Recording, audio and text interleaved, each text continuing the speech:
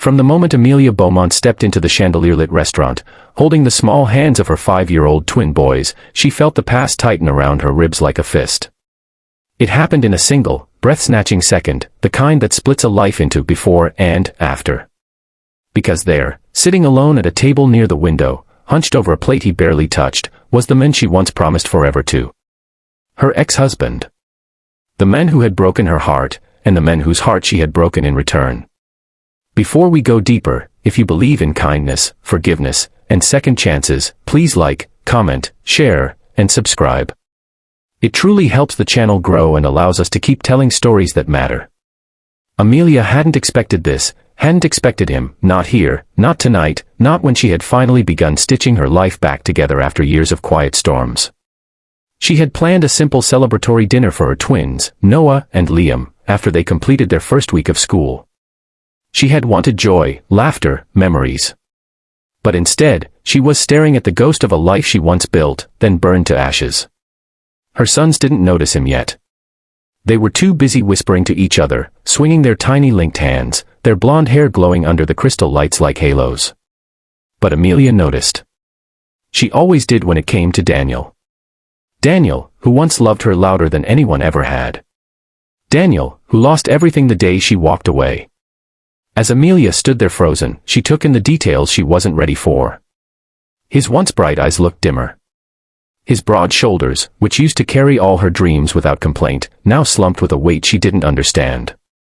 His clothes were neat but worn at the edges. His plate was barely touched, as if he'd ordered a meal only to have the right to sit there. It hit her then, he wasn't here for luxury. He was here because he had nowhere else to be.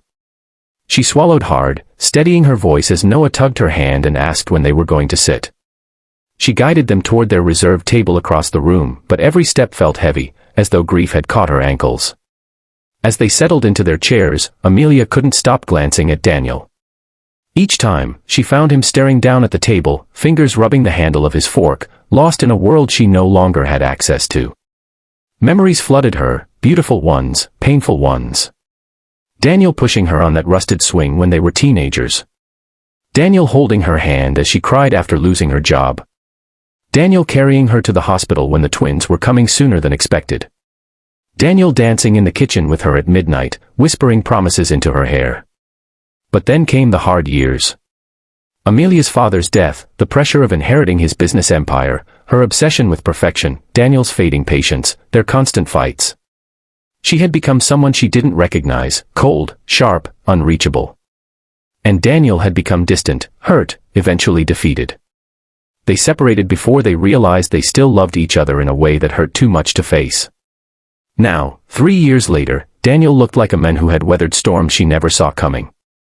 Amelia tried to focus on the twins as the waiter served their food, but her mind was a battlefield. Noah told her about his new friend at school. Liam proudly showed her a leaf he had found outside that looked like a heart.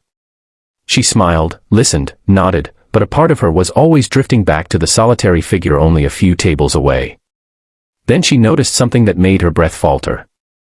Daniel had ordered 2 glasses of wine. One red. One white. Her wine. The same white wine she always used to order. The same one he used to pretend to dislike, only to smirk and steal sips when she wasn't looking. But the glass remained full. Untouched. He wasn't expecting anyone. He was remembering. That was the moment her heart cracked.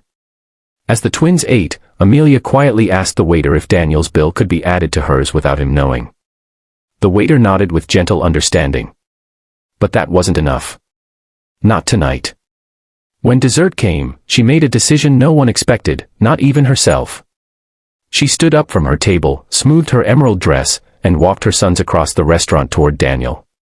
The twins looked up at her curiously, but she only squeezed their hands as if anchoring herself to what truly mattered. When she reached Daniel's table, he didn't notice her presence at first. He stared blankly at the wineglass before him, lost in thoughts that seemed too heavy for one man to bear. Then he looked up, and the moment he saw her, everything inside him stilled. His eyes widened with shock, pain, longing, an entire galaxy of emotions colliding all at once. Amelia felt her throat tighten, but she forced herself to breathe. The twins stared up at him, recognizing him from old photos but too young to understand what was happening. Standing there, Amelia felt a wave of guilt wash over her. She had thought she could carry the twins away from the past, build a new life without confronting the wounds she left behind. But seeing Daniel like this, alone and quietly breaking, made her realize something unimaginable. She still cared. Not in the same way as before, not with romantic illusions or naive dreams, but with a deep, human ache that whispered of unfinished chapters. She didn't owe him love, but she owed him kindness. And maybe a chance at closure neither of them ever got. Without saying anything, without making a scene, Amelia gently guided the twins to the empty chairs at Daniel's table and helped them sit. Daniel's breath caught as the boys looked up at him with innocent curiosity, their eyes mirroring his own. Amelia then sat down across from him. The table was silent, but the silence wasn't hostile. It was thick with years of unsaid truths, old wounds, and unexpected tenderness. Amelia began telling the twins stories about their father, stories she had never shared before. Stories of who Daniel was before life became heavy. She talked about the time he jumped into a freezing lake to retrieve her dropped necklace. About how he bought 2 ice creams every time because he knew she'd steal his anyway. About his laugh, his bravery, his heart. Daniel listened, stunned, as though each word was a thread sewing together pieces of himself he thought were lost.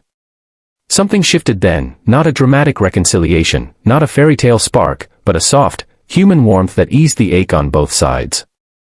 Amelia wasn't doing this to get him back. She wasn't doing it out of guilt or obligation. She was doing it because she saw the father her children deserved to know, the man she had once loved deeply, sitting alone in a room full of light he couldn't feel. And she couldn't walk away again.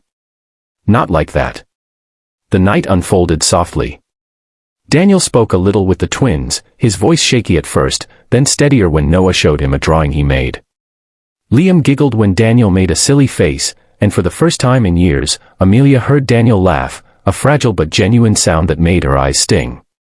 By the time the restaurant lights dimmed and soft music filled the air, a strange sense of peace settled over the 4 of them. Not reunion. Not regret. Just peace.